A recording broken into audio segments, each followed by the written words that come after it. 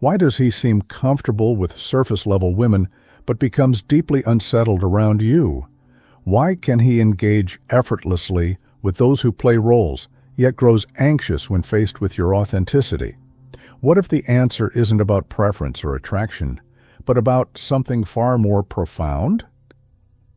Carl Jung's concept of individuation reveals a psychological crisis plaguing modern men, a crisis that makes authentic women simultaneously irresistible and terrifying.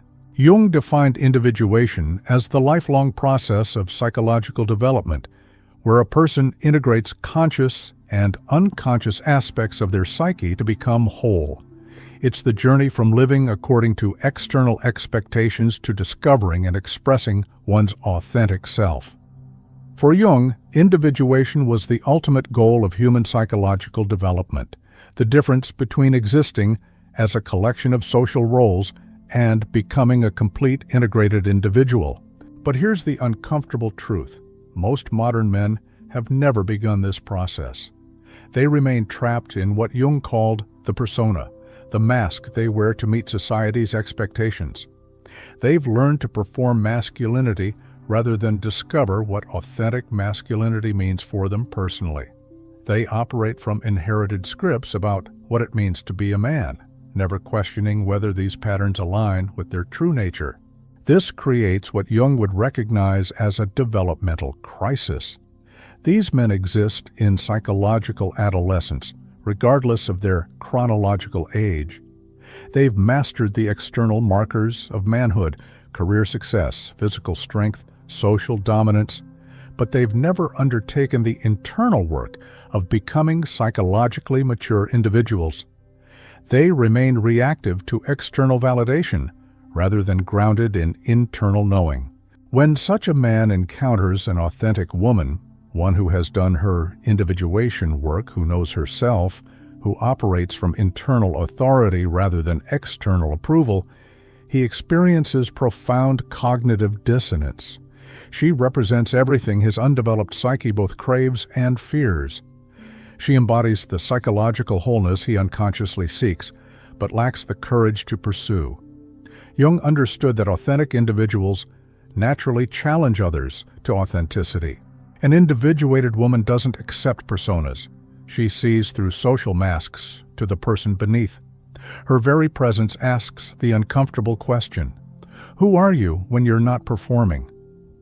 For a man trapped in ego identification, this question threatens his entire constructed identity. The modern masculinity crisis intensifies this dynamic. Contemporary men face contradictory messages about what masculinity should look like. Traditional models feel outdated, yet new paradigms remain unclear. Many men find themselves caught between conflicting expectations, never developing their own relationship with masculine energy. They perform what they think masculinity requires, rather than discovering what authentic masculine expression means for them. An authentic woman disrupts this performance because she's not interested in his act. She's interested in him. But if he doesn't know who he is beneath the performance, her interest becomes psychologically threatening. She's asking him to show up as someone he's never learned to be. Her authenticity mirrors back his own inauthenticity, creating shame and defensive reactions. Jung observed that individuals at different stages of psychological development naturally repel each other. A person operating from persona feels uncomfortable around someone living from authenticity because authenticity exposes the limitations of persona-based living. The authentic woman's self-possession challenges his external validation seeking. Her emotional stability highlights his internal chaos. Her ability to be alone comfortably reveals his dependency on others for identity confirmation. This explains why he might gravitate toward women who are also trapped in persona-based living. These relationships feel safer because both parties are performing roles rather than revealing authentic selves. There's implicit agreement to maintain the illusion, to validate each other's masks rather than challenge growth. Such relationships often feel easier because they don't demand psychological development, but authentic women threaten this comfortable unconsciousness. They operate from what Jung called the self, the integrated center of personality that includes both conscious and unconscious elements. Their groundedness in authentic identity makes persona-based men feel psychologically naked.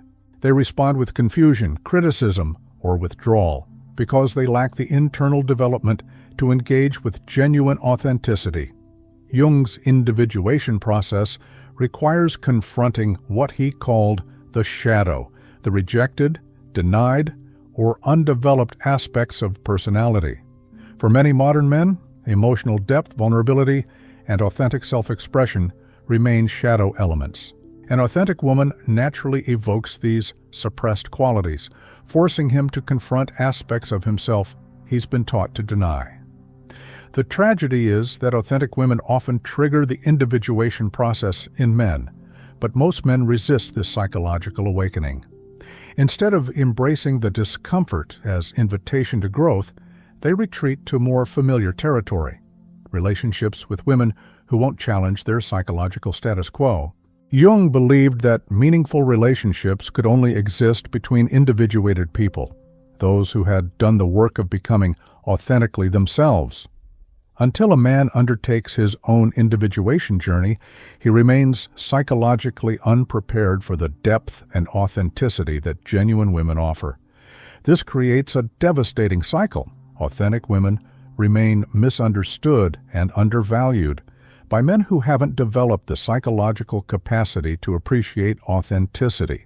Meanwhile, these men settle for surface-level connections that never challenge them to grow, perpetuating their psychological arrested development. Understanding this dynamic offers profound clarity.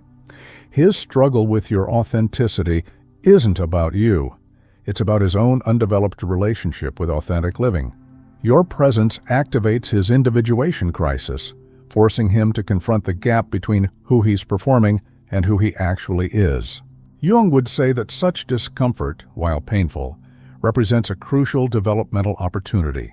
The question becomes, will he embrace the psychological work your presence demands, or will he retreat to the comfort of unconscious living?